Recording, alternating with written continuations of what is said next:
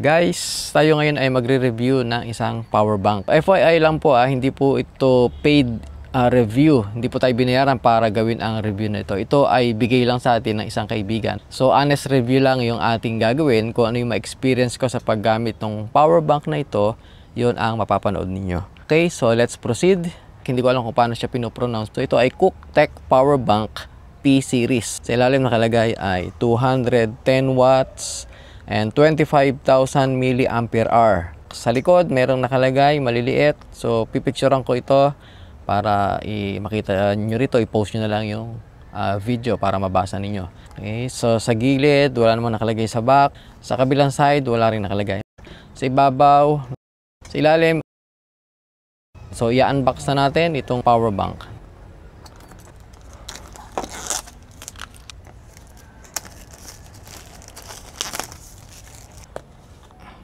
Yun.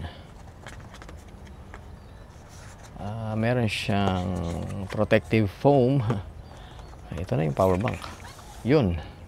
Ang ganda. Ang ganda niya.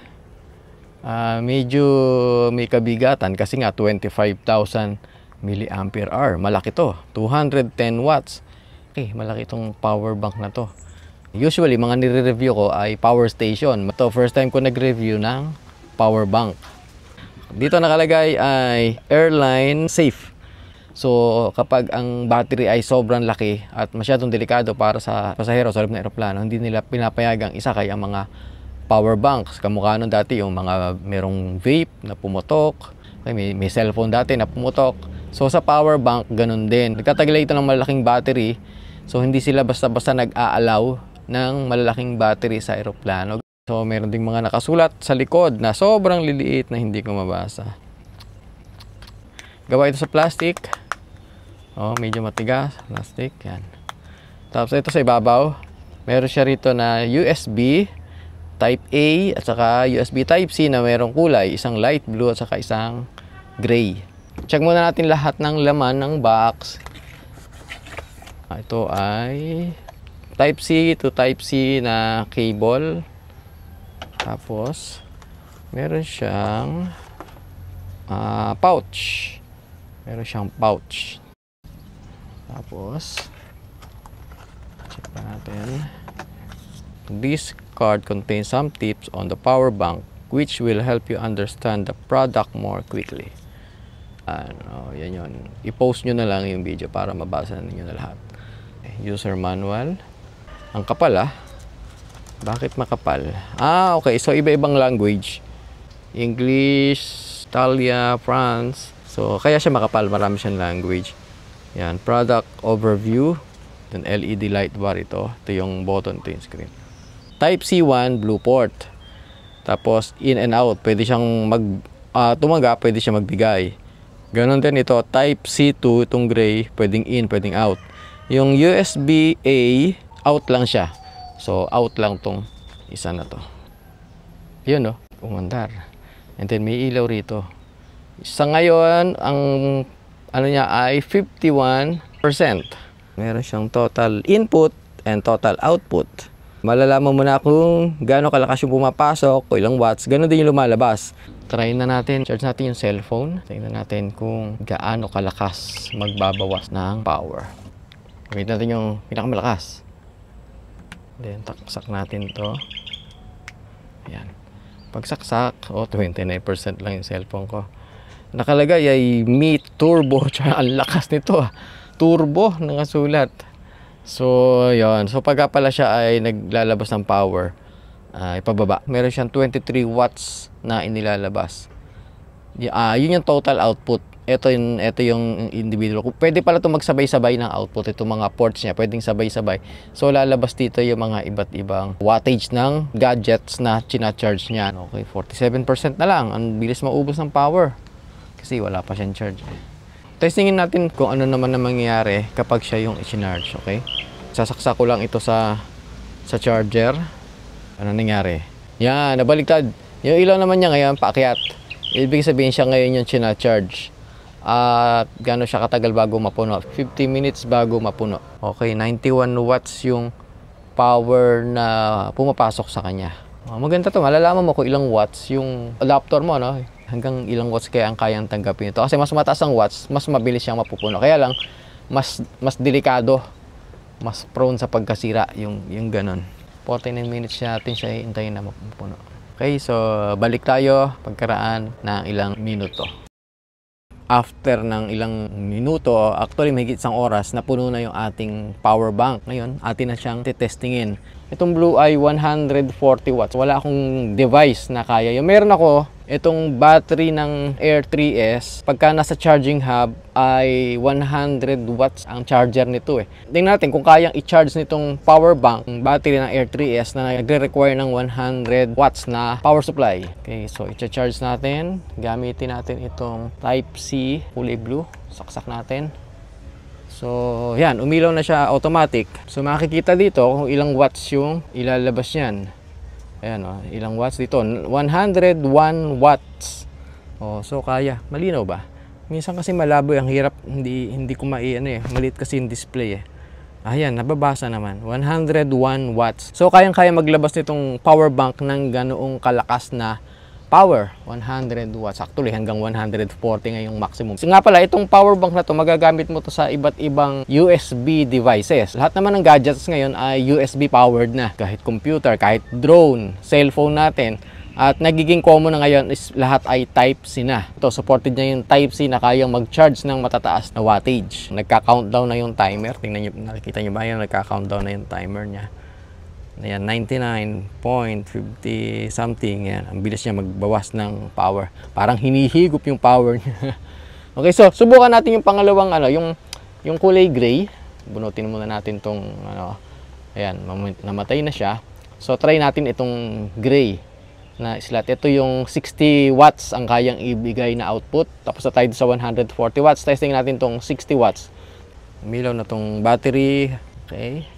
Yan, dito makikita natin ay 46 watts. Try natin yung Type A. So ito yung Type A. Kabit natin dito. And then, tingnan natin kung gaano kalaking power ang kanyang ilalabas.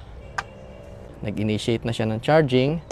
Ito na siya sa gawing kanan, yung pinaka-dulo. 4 lang. Baba. Ay, so abutin to ng siyam-siyam bago mapuno. 4 watts lang, napakatagal niya bago mapuno. Pag yan mabilis, ibig sabihin fast charging. Madali niya matataas. Pero pag yan, ganyan kabagal, ay matagal niya bago mapuno. Try natin sa controller naman ng drone. Ito yung controller ng drone. Try natin kung gaanong power ang ibibigay nung ating power bank. 10 watts. So yan, buti pa yan eh. Binigyan niya ng 10 watts. Si Air 3S battery hindi niya binigyan ng 10 watts, 4 watts lang. So hindi talaga mapupuno 'yun. Sobrang daling gamitin, makikita natin na kung ilang watts yung ibinibigay. Try natin dito sa Mini 4 Pro. Tingnan natin kung gaano kalakas na power yung kukunin niya sa power bank. Yun. Okay, baba ko muna. Check natin yung wattage, kung ilang watts yung ibinibigay nitong power bank. 10 watts. Okay, at least para yung controller 10 watts. Hindi ko alam kung gaano katagal bago mapuno. Mapupuno yan kasi malit lang naman ang battery nitong Mini 4 Pro, pero matagal. Ngayon kung gusto niyo ng mabilis, dito tayo magsasaksak sa diyan sa gray o kaya sa blue. Tingnan natin pagka diyan tayo nagsaksak, tingnan natin kung gaano kalakas na power yung ibibigay.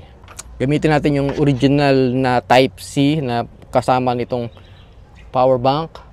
Saksak ko dito sa gray muna. Gray muna yung subukan natin. Gray. Kabit natin dito sa likod ng Mini 4. And then, umandar na siya. Nag-initiate na siya. 30 watts. So, yun.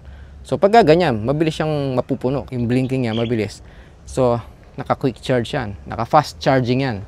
Testingin naman natin dito sa kulay blue. Sa mas malakas. Itong 140 watts. Ito natin kung gaano kalakas yung ibibigay niyang power sa Mini 4. 30 watts kanina, ngayon, tingnan natin kung hihigit pa siya sa 30 watts. 29 watts. So, sa tingin ko yan, around 29 hanggang 30 watts. Hanggang doon lang yung hinihingi nung battery nung Mini 4 Pro. Hindi rin niya bibigyan ng sobra na ikasisira nung drone, nung battery ng drone. So, kung ano lang yung kailangan, yun lang yung ibinibigay. nasa-sense niya na yon. Ngayon naman, tetestingin natin yung power bank sa cellphone. Dito tayo magsasaksak sa type A. Ayan, gumana na siya. Nakalagay ay, okay, Mi Turbo Charge. Ayan, naglalaro sa 17 and 18 watts yung power na ibinibigay ng power bank sa ating cellphone. Rough estimate natin, mga 3 to 4 times ay matcha-charge itong phone. Subukan natin sa type C. Doon muna tayo sa gray uli na USB port. Okay, yan. Umilaw na. 19, ayun, ang bilis oh. So, kitang-kita yung count niya, ang bilis talaga. Okay, yung total output niya, yung kulay blue sa gawing kanan, 26 watts yung binibigay. And 3 hours and 19 minutes makakasustain yung power bank na ito. Makakatagal. 3 hours and 19 minutes sa ganyang kalakas na power. At ililipat ko dito sa kulay blue. Ayan. So, the same din. 25 watts. So, ayan. Nakita, mabilis bumababa yung percentage, yung decimal niya. 0.63, 0.62 ang counter niya. Ang ganda nito, meron siyang decimal na, meron siyang mas mababang number. Hindi yung 91% lang. Kita mo pati yung point na gumagalaw. Okay, so ano pa ang gagawin natin sa pagtitesting? Torture test natin. Gamitin natin lahat yung mga ports, sabay-sabay. Okay, saksak na natin. Battery ng Air 3S. Charge natin itong Mini 4. Isunod natin yung cellphone. Ang total natin, doon sa upper right side, 140. CEC, 140, 210 watts. Kaya niya yan. Wala na akong device para may saksak dito na masasagad siya. Pero ideal na yun. Hindi mo naman siya ima-max out na ano. Kasi mag-iinit niyan, mamamatay, hindi rin mapupulo. Ngayon, hayaan na natin to. Tingnan natin kung hanggang saan ito tatagal. Kapag kung medyo may init na siya. Pero hindi pa mainit na mainit. Ano pa to? Maligam-gam lang kumbaga. Ang output na binibigay niya, ilang watts? 122 watts. Nabawasan. Alin na nagbaba? Yung Air 3S. Kasi nag 4 bars na yung ano, 4 bars na. Alam ko pag 4 bars na, nagdadahan-dahan na siya sa pag-charge. Ang bilis niya. At nararamdaman ko medyo mainit na rin. Zoom out muna tayo. Baka bigla itong mag-shutdown. Pero hindi pa siya mainit na mainit. Puno na yung Air 3S battery. So, una siya na puno. Ang cellphone ay meron siyang 60 na. 60% na yung ating cellphone. So, 1% na lang. Umaandar pa rin. Ayan o, 1%. At hindi naman siya mainit. Kita nyo ba? 1% umaandar pa rin.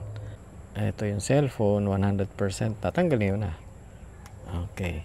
So, ang charge lang niya is yung Mini 4 Pro. Imagine, 1%. Tingnan natin mamatay. Meron pa siyang 1 minute. Ayun, hindi na umabot. Namatay.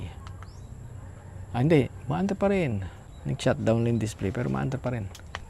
4 bars na yung Mini 4 Pro. So, bago matapos ang countdown, kung meron mong kayong gustong sabihin o itanong, pakilagay na lang po sa comment section. Ang links kung saan mabibili ito, ilalagay ko na rin sa description ng video nito. Although wala naman akong commission doon.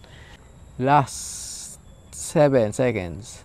5, 4, 3, 2, 1, 0. Ayun, 0. Okay, dito natatapos yung ating video. Maraming salamat po sa inyong panonood hanggang sa muli. Charge na uli ito. Ang nakakapagtaka, ito, ang matindi rito, 0% nagcha-charge pa rin. Kanina pa yan. Hindi pa humihinto. Baka masira. Bunutin na nga natin. Tama na. O, pag binunot ko, ayun, huminto na. Ayun, 4 bars naman eh. Meow!